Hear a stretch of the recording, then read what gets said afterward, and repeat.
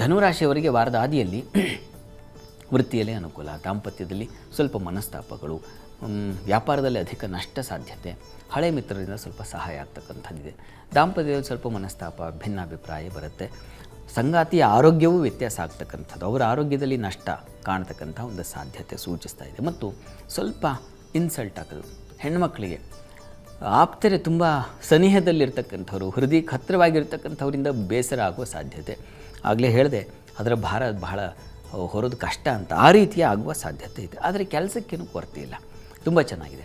ವ್ಯಾಪಾರಿಗಳಿಗೂ stationery ಇತ್ಯಾದಿ ಶಿಕ್ಷಣ ಕ್ಷೇತ್ರಕ್ಕೆ ಸಂಬಂಧಿಸಿರ್ತಕ್ಕಂಥದ್ದು, ಮೆಡಿಕಲ್ ಫೀಲ್ಡಿಗೆ ಸಂಬಂಧಿಸಿರ್ತಕ್ಕಂಥ ಕ್ಷೇತ್ರಗಳೆಲ್ಲ ತುಂಬ ಹೆಚ್ಚಿನ ಅನುಕೂಲ ಕಾಣಲಿಕ್ಕೆ ಅವಕಾಶ ಇದೆ.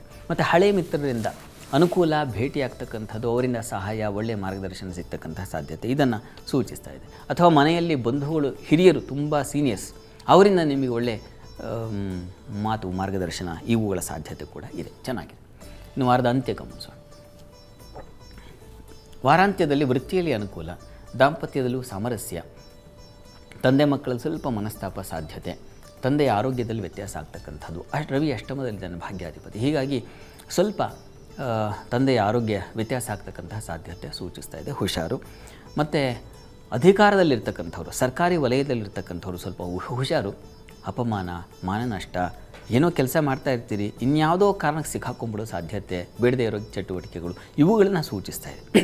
ಹೀಗಾಗಿ ಸ್ಥಾನದಲ್ಲಿರ್ತಕ್ಕಂಥವ್ರು ಬಹಳ ಹುಷಾರಾಗಿರಬೇಕು ಧನುರಾಶಿಯವರು ವಾರದ ಅಂತ್ಯದಲ್ಲಿ. ಮತ್ತು ತಂದೆ ಮಕ್ಕಳ ಸ್ವಲ್ಪ ಭಿನ್ನಾಭಿಪ್ರಾಯ, ಮನಸ್ತಾಪ ಬರುವ ಸಾಧ್ಯತೆ ಸೂಚಿಸ್ತಾ ಇದೆ. ಮತ್ತು ಸ್ವಲ್ಪ ಕಣ್ಣು, ಮೂಳೆ ಇವುಗಳಿಗೆ ಸಂಬಂಧಿಸಿರ್ತಕ್ಕಂಥ ತೊಂದರೆಗಳು ಉಂಟಾಗಬಹುದು. ದೇವಸ್ಥಾನ ಕಾರ್ಯಗಳಲ್ಲಿ ಕೆಲಸ ನಿಭಾಯಿಸ್ತಾ ಇರತಕ್ಕಂಥವ್ರು ಇನ್ಯಾವುದೋ ಅಪಮಾನ ಅಥವಾ ಇನ್ಯಾವುದೋ ತೊಡಕು, ತೊಂದರೆ ಅವುಗಳಿಗೆ ಸಿಕ್ಕಾಕೊಳ್ಳೋ ಸಾಧ್ಯತೆ ಸೂಚಿಸ್ತಾ ಇದೆ. ಹೀಗಾಗಿ ಗೌರವ ಸ್ಥಾನದಲ್ಲಿರ್ತಕ್ಕಂಥವ್ರು, ಪೂಜನೀಯ ಸ್ಥಾನದಲ್ಲಿರ್ತಕ್ಕಂಥವ್ರು ಸ್ವಲ್ಪ ಹುಷಾರಾಗಿ. ಪ್ರಾರ್ಥನೆಗೆ ಏನಪ್ಪ ಧನುರಾಶಿಯವರಿಗೆ ಅಂತಂದರೆ, ಶಿವಸನ್ನಿಧಾನದಲ್ಲಿ ಪೂಜೆ, ಆದಿತ್ಯ ಹೃದಯ ಹೇಳ್ಕೊಳ್ತಕ್ಕಂಥದ್ದು, ಶಿವಸನ್ನಿಧಾನಕ್ಕೆ ಗೋಧಿ ಸಮರ್ಪಣೆ ಮಾಡೋದು, ಇದೆಲ್ಲ ಬಹಳ ಮುಖ್ಯ. ದಯವಿಟ್ಟು ಮಾಡಿ.